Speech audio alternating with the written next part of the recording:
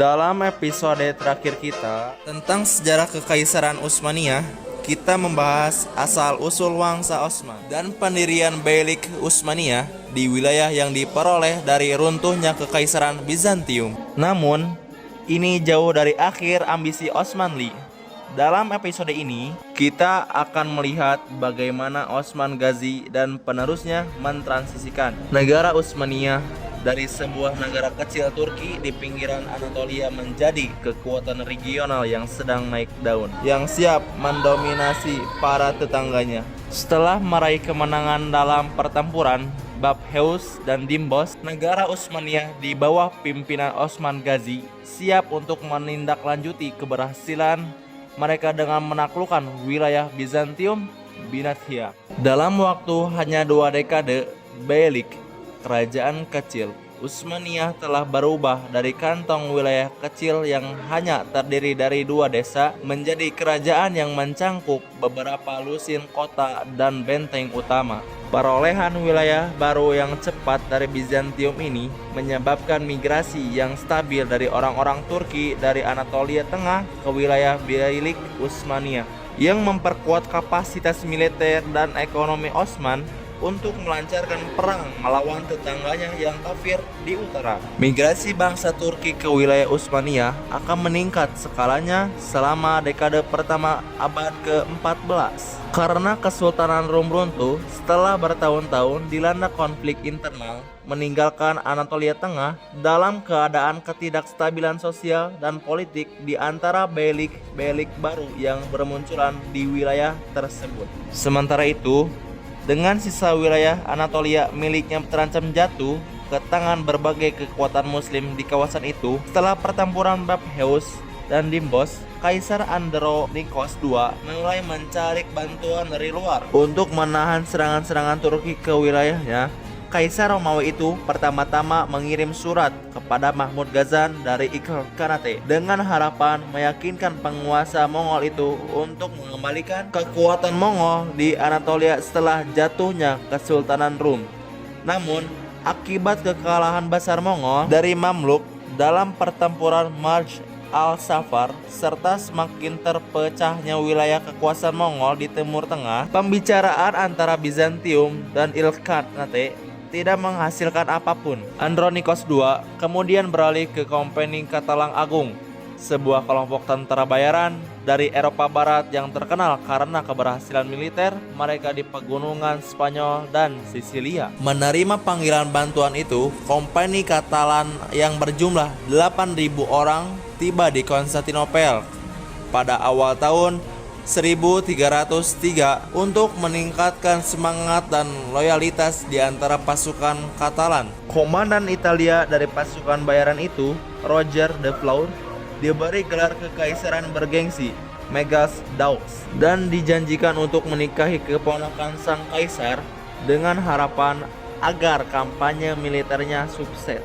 Namun, pasukan Katalan juga terbukti tidak efektif bagi Kaisar Bizantium karena kelompok tentara bayaran itu alih-alih fokus merebut kembali wilayah Bizantium di Anatolia Barat, justru menjarah rakyat pedesaan tanpa pandang bulu, tanpa memedulikan agama mereka demi keuntungan pribadi, yang membuat penduduk Kristen yang tersisa di wilayah tersebut semakin menjauh dari pemerintahan Bizantium, tidak mendapatkan apapun dari usahanya yang mahal untuk merebut kembali wilayah Anatolianya. Andronikos II dalam langkah yang berakibat fatal membunuh Roger de Fleur saat jamuan makan malam, yang kemudian memicu perang berdarah selama 2 tahun antara pasukan kekaisaran dan Kompeni Katalan di wilayah Traj. Sementara pasukan Katalan merajalela di Anatolia Barat, Utsmaniyah terpaksa mundur dari pengepungan mereka atas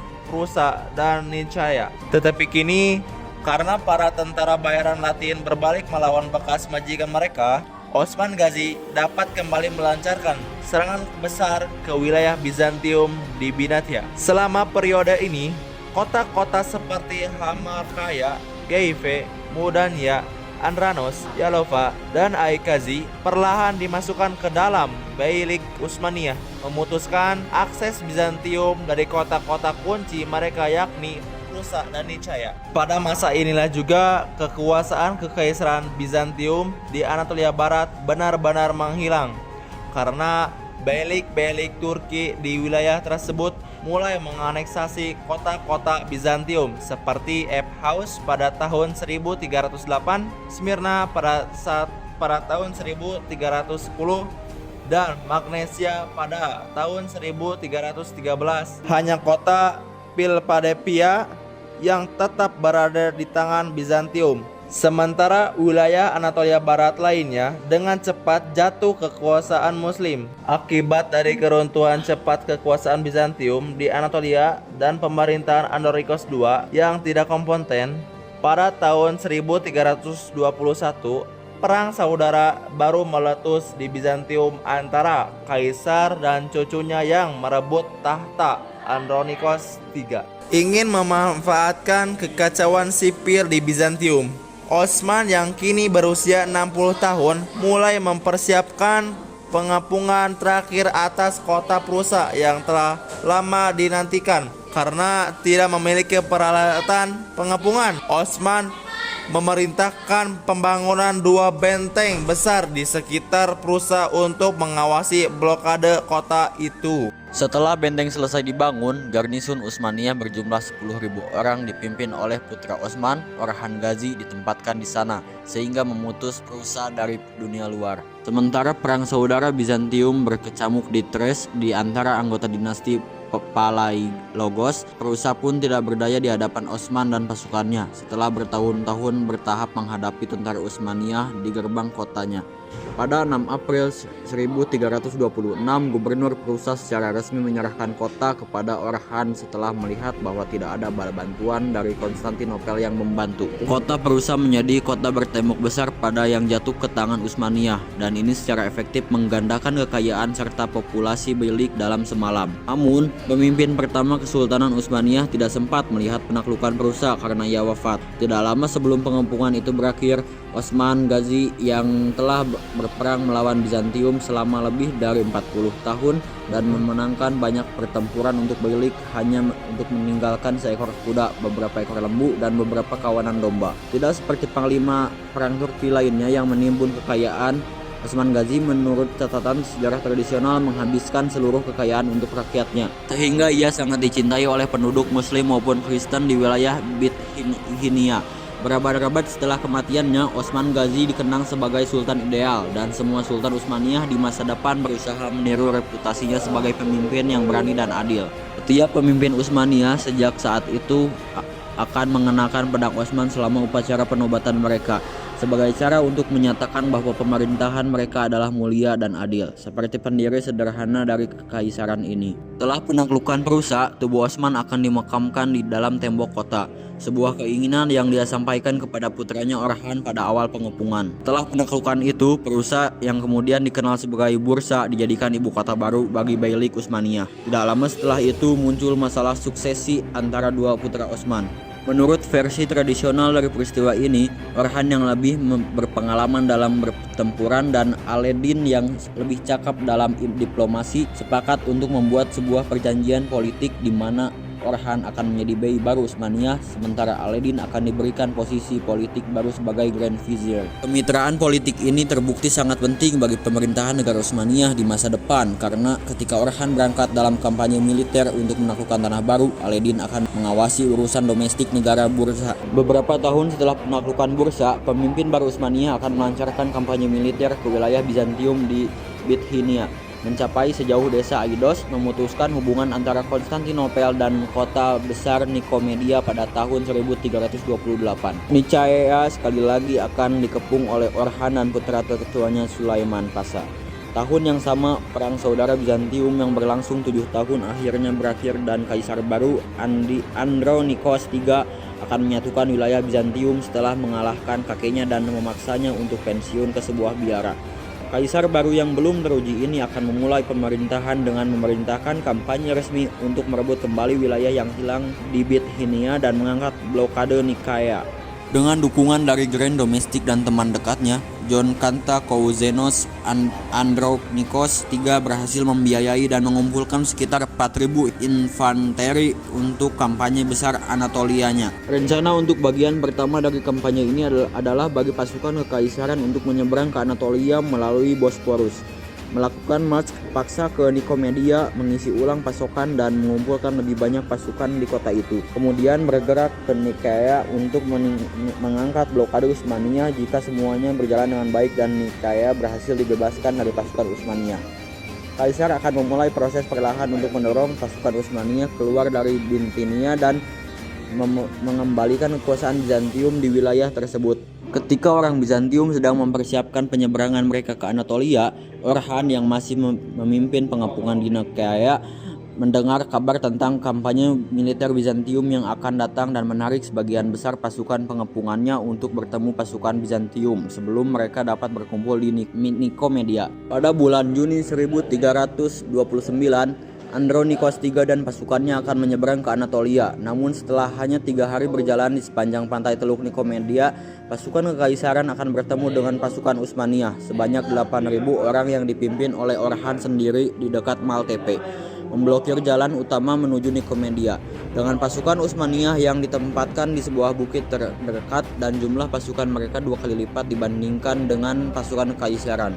Kondisi yang sangat tidak menguntungkan bagi Andronikos III. Namun pada tanggal 10 Juni, Kaisar Bizantium akan menantang pasukan Utsmania dengan mengerahkan pasukannya untuk bertempur tepat di bawah bukit utama pasukan Utsmania. Ketika pasukan Bizantium sedang disiapkan untuk bertempur, 300 pemanah kuda Utsmania turun dari bukit dan mulai mengganggu orang Bizantium dengan tembakan panah. Namun, meskipun terganggu oleh anak panah yang datang dari atas, pasukan kekaisaran berhasil naik ke bukit dengan formasi rapat. Bahkan berhasil mendorong 2 gelombang serangan Utsmania turun dari bukit. Ketika hari berubah menjadi malam dan melihat bahwa serangan Utsmania dari bukit tidak berhenti dalam waktu dekat, pasukan Bizantium mulai mundur kembali ke camp mereka untuk melakukan penarikan yang teratur pada pagi hari kembali ke Konstantinopel. Pun selama penarikan ini, pasukan berkuda Utsmania berhasil menempatkan diri di belakang pasukan kekaisaran Bizantium dan mulai menyerang sayap-sayap yang kini terbuka dari pengawal kekaisaran Andronikos III, hingga melukai sang kaisar dalam prosesnya. Ketika kepanikan mulai melanda pasukan Bizantium akibat serangan yang tidak terduga, berita tentang kematian sang kaisar di medan perang mulai menyebar di kalangan tentara Bizantium. Sebuah pasukan yang mulai kehilangan kohesi tempurnya setelah kelelahan akibat bertempur berjam-jam dengan pasukan Orhan. Ketika Andronikos III dipapa keluar dari medan peperangan bersama pengawalnya, semangat pasukan Bizantium yang sudah lemah pun tercerai-berai di padang mendatar di bukit utama Utsmania. Sepanjang malam hingga keesokan paginya, pasukan berkuda Akinci Utsmania memburu sisa pasukan kekaisaran yang melarikan diri. Menyelesaikan pertempuran dengan kemenangan bagi Utsmania, pertempuran Pelekanon akan menjadi pertemuan langsung pertama antara kepala negara dari Kekaisaran Bizantium dan Utsmania. Dengan pasukan bantuan Bizantium yang hancur dalam pertempuran, Nikomedia dan Nikaia kini harus menghadapi Orhan dan pasukan pengepungannya. Setelah Pelekanon, Andronikos III secara resmi mengumumkan kebijakan penahanan terhadap orang-orang Turki di Anatolia, mengakhiri lebih dari 1000 tahun kehadiran militer Romawi di Anatolia. Dalam waktu 3 tahun setelah pertempuran tersebut, Nikaia akan menyerah kepada Orhan, dan Nikomedia akan mengikuti segera setelahnya pada tahun 1337. Sebagian besar wilayah Bithynia kini berada di bawah kontrol Utsmania, kecuali beberapa desa dan pemukiman di sepanjang Selat Bosporus. Sementara Orhan sibuk menaklukkan kota dan desa untuk Beylik Utsmania. Alaeddin Pasha dari ibu kota baru, Bursa, mulai melaksanakan serangkaian reformasi politik dan militer untuk lebih mengesahkan kekuatan Utsmania di wilayah tersebut. Grand Vizier ini pertama kali akan mendirikan sistem moneter Utsmania, di mana koin perak dicap dengan nama Orhan, sehingga mengesahkan Beylik Utsmania sebagai penguasa Turki yang sah di wilayah tersebut. Kedua, kode pakaian imperial baru diadopsi untuk pekerja, pemerintah, dan militer di dalam Beylik sebagai cara untuk meniru istana kerajaan Saljuk yang dahulu. Terakhir, sebuah tentara tetap yang terdiri dari tentara bergaji didirikan dalam bentuk korps militer Yaya dan Musellem. Namun, banyak Turkomans Muslim yang lebih suka diberikan tanah dan fief yang disebut timar oleh pemerintah Utsmaniyah. Tidak diragukan lagi, Alaaddin Pasha memiliki lebih banyak reformasi yang direncanakan. Namun, pada saat pengepungan Nikaya selesai, ia jatuh sakit dan meninggal di Bursa setelah bertahun-tahun dengan setia melayani sebagai tangan kanan saudaranya. Kembali di Kekaisaran Bizantium, situasi militer dan politik hanya akan semakin memburuk ketika Andronikos III akan terperangkap dalam perjuangan tiga pihak di Balkan antara Kekaisaran Bulgaria kedua dan kerajaan yang sedang berkembang, yaitu Kerajaan Serbia. Selama konflik antar Kristen ini, pada musim panas 1341, Andronikos III tiba-tiba jatuh sakit akibat malaria dan meninggal, meninggalkan takhta kekaisaran kepada putranya yang berusia 9 tahun, yaitu John kelima Palaiologos. Sebuah pemerintahan sementara segera dibentuk antara teman dekat mantan kaisar, John Kantakouzenos, permaisuri janda Anna dari Savoy, dan Patriark Ekumenis John 16 Kalekas dari Konstantinopel. Namun, ketika Kantakouzenos meninggalkan ibu kota untuk menghadapi invasi Serbia di Balkan, dua pejabat pemerintahan sementara yang lainnya melakukan kudeta di istana dan menyebut Kantakouzenos serta para pendukungnya sebagai musuh negara. Yang mengikuti adalah perang saudara berdarah selama 6 tahun yang akan membelah masyarakat Bizantium menjadi dua. Dengan populasi urban, kerajaan mendukung John V, sementara daerah pedesaan mendukung Kantakouzenos. Setelah kehilangan seluruh dukungan di kota-kota besar Thrace, kecuali Didymon, Teiko, dan pasukannya mengalami pembelotan, Kantakouzenos akan beralih kepada orang-orang Turki dari Anatolia untuk memperkuat pasukan. Magna Bizantium ini pertama-tama menggunakan jasa Umur, si singa dari Aydinid. Namun, panglima perang Turki ini menarik diri dari perang saudara ketika pasukan salib dari Eropa menyerang Beliknya pada tahun 1343. Kantakouzenos kemudian akan beralih kepada Belik Utsmaniyah dan Saruhan untuk meminta bantuan, bahkan menawarkan tangan putri tertuanya kepada Bey Utsmaniyah untuk mengkukuhkan aliansi antara kedua negara mereka. Menerima tawaran tersebut dalam sebuah upacara mewah di kota Selimbria, Orhan Gazi dan Theodora Kantakouzene akan menikah di hadapan keluarga Kantakouzenos, sehingga menjadikan Bey Utsmaniyah sebagai menantu dari Magnat Bizantium. Dengan pernikahan yang telah terjalin dan ribuan tentara Utsmaniyah yang dibawa ke Thrace Bizantium, Kantakouzenos secara efektif akan membalikkan keadaan perang, dan pada tahun 1347 ia akan merebut Konstantinopel dan menyatakan dirinya sebagai kaisar senior bernama John V. Meskipun perang saudara kini telah berakhir, wilayah Bizantium di Balkan telah terpotong parah oleh Kekaisaran Serbia yang baru terbentuk di bawah Kaisar Stefan Uros keempat, Dusan, dan Kekaisaran Bulgaria kedua. Selain kehilangan wilayah yang besar, pedesaan Bizantium di Thrace telah dijarah habis oleh tentara bayaran Turki selama perang, meninggalkan kerajaan dalam keadaan kritis ekonomi dan sosial. Sementara Kekaisaran Bizantium sedang kacau, Orhan Gazi pada tahun 1345 akan memanfaatkan perang saudara lain yang terjadi di Belik Karasid. Perang suksesi berdarah antara anak-anak Bantan Bey di wilayah tersebut telah meletus, yang menyebabkan intervensi militer Utsmaniyah oleh Orhan dan putranya Sulaiman Pasha dengan alasan untuk memulihkan perdamaian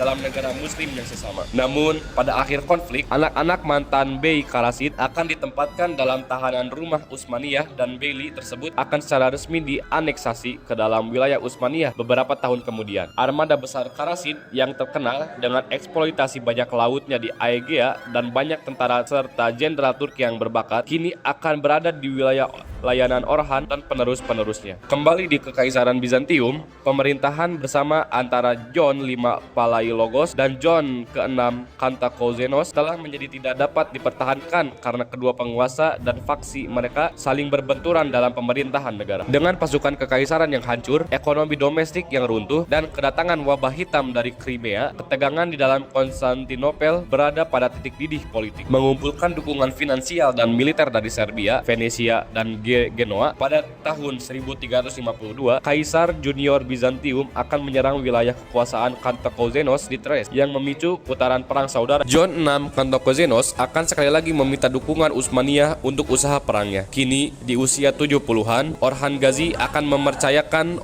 operasi militer Utsmaniyah kepada putranya Sulaiman Pasha. Sebuah pasukan Utsmaniyah yang terdiri dari 10.000 tentara, sebagian besar berkuda, akan diangkut ke Thrace yang mengakibatkan pasukan Kantakozenos mengalahkan pasukan koalisi John V dalam pertempuran di Dimoteicho pada akhir tahun. Setelah pertempuran yang menentukan, John VI Kantakozenos akan menyatakan kemenangan terhadap keluarga Palaiologos, mendeklarasikan John V yang lebih muda tidak sah sebagai kaisar dan mengangkat putranya Matteo. Namun krisis akan terus berlanjut ketika pasukan Utsmaniyah yang dipimpin oleh Sulaiman Pasha mulai merampok pedesaan Thrace, menduduki benteng Zimpe dalam prosesnya. Sementara negosiasi untuk pengembalian benteng sedang berlangsung, pada malam 2 Maret 1354, seluruh garis pantai Thrace hancur akibat gempa bumi besar. Kota-kota besar di wilayah tersebut seperti Gallipoli melihat benteng-benteng mereka dihancurkan dan penduduknya tersebar. Melihat besarnya kehancuran dari sisi Asia Hellespont, Sulaiman Pasha segera memerintahkan pembuatan rakit untuk menyeberangi saluran tersebut dan mengumpulkan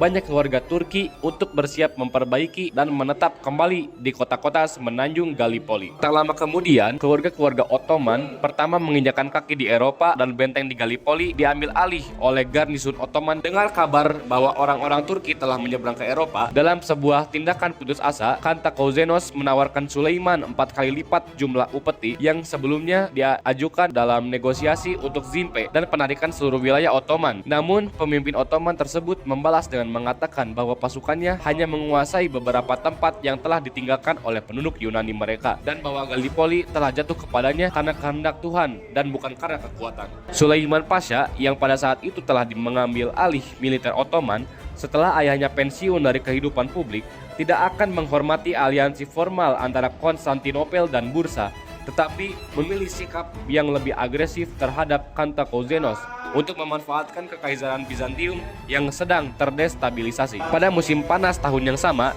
Sulaiman Pasha akan memulai kampanye militer yang telah lama dinantikan di Thrace Bizantium, merebut kota-kota Kesan, Tekirdang, dan Korlu dalam waktu singkat. Sementara itu, kembali di ibu kota Bizantium, pemerintahan Kantakozenos semakin tidak populer karena kebijakan Bizantium untuk menahan orang-orang Turki di Anatolia gagal dan sangat buruk. Pada akhir tahun, John V Palaiologos yang lebih populer akan diundang kembali ke ibu kota untuk memerintah sebagai kaisar bersama Kantakozenos.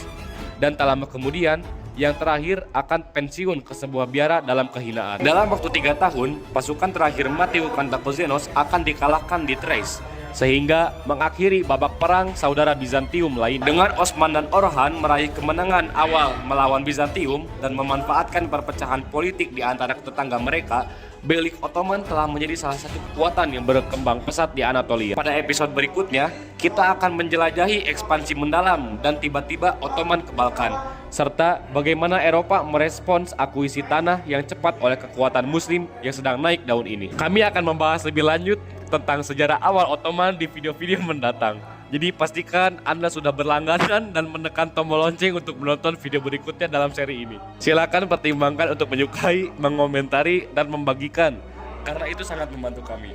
Video kami tidak akan mungkin diproduksi tanpa dukungan dari para patron dan anggota saluran YouTube kami, yang dapat Anda ikuti melalui tautan-tautan di deskripsi untuk mengetahui jadwal kami, mendapatkan akses awal ke video-video kami, bergabung di Discord kami, dan masih banyak lagi. Kami akan menemui Anda di video berikutnya.